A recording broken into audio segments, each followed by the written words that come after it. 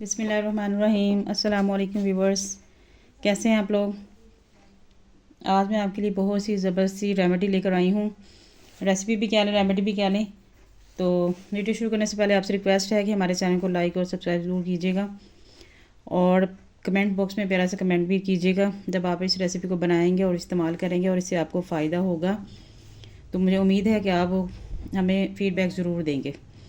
तो चलिए शुरू करते हैं। मैं बताती हूँ हमने इसको किस तरह इस्तेमाल करना है। इसके लिए हमें चाहिए अंजीर और चाहिए किशमिश। कॉन्स्टिपेशन का मसला इतना ज़्यादा हो गया है आजकल, बहुत ज़्यादा हो गया है, क्योंकि हम लोग फ़ास्ट फूड यूज़ करते हैं, घर का खाना कम ही खाते हैं। तो ज़्यादातर यही होता है कि बाहर चलते हैं कुछ खा लेते हैं। तो वो जो बाहर से हम खाते हैं वो हमारे लिए इतना नुकसानदेह होता है, उस टाइम तो हमें महसूस नहीं होता, लेकिन आहिस्ता आहिस्ता जब हमारा जो स्टमक होता है वो डिस्टर्ब होता है, जिसकी वजह से हमारी जो छोटी आंत है, बड़ी आंत है, वो भी डिस्टर्ब हो जाती है। तो ये कॉन्स्टिपेशन और गैस बनना हमारे शुरू हो जाती है। तो आप कोशिश करें, अवॉइड करें बाहर का खाना, घर का खाना खाया करें। लेकिन ये एक ऐसी हैबिट बन चुकी है कि हम इसको एकदम से तो ख़त्म नहीं कर सकते। तो इंशाल्लाह ताला आप इस रेसिपी को, रेमेडी को ट्राई कीजिएगा। तो इंशाल्लाह आपके जो गैस के मसले हैं, कब्ज़ के मसले हैं, तो ये इंशाल्लाह ताला हल हो जाएंगे।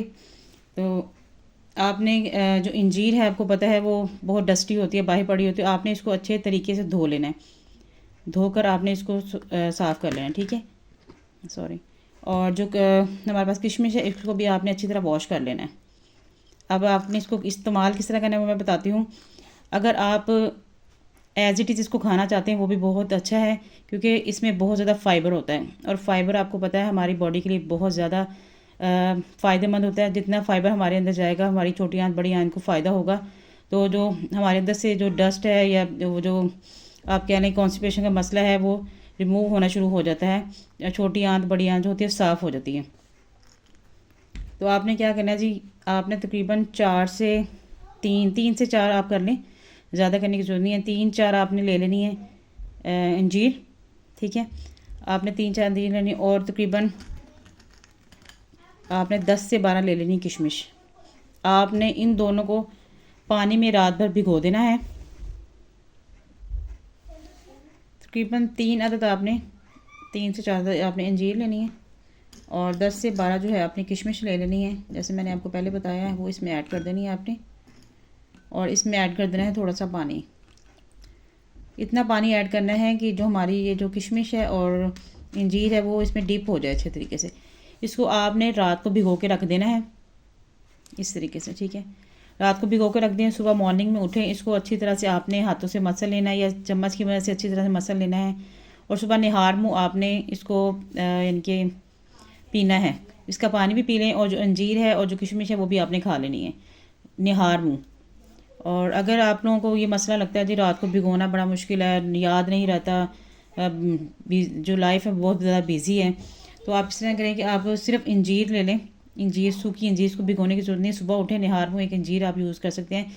लेकिन इस तरीके से ये होगा कि बहुत जल्द फाका होगा आपको।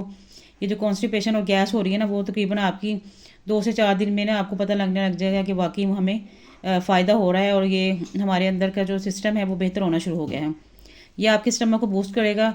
जब स्टमक अच्छा होगा तो आपको पता है ऑटोमेटिकली आपका पेट अच्छा होगा। पेट अच्छा होगा तो हमारी छोटी बड़ी आंत वो भी अच्छा काम करेगी, और आपके अंदर का जो गंदे मवाद है वो रिमूव कर देगी।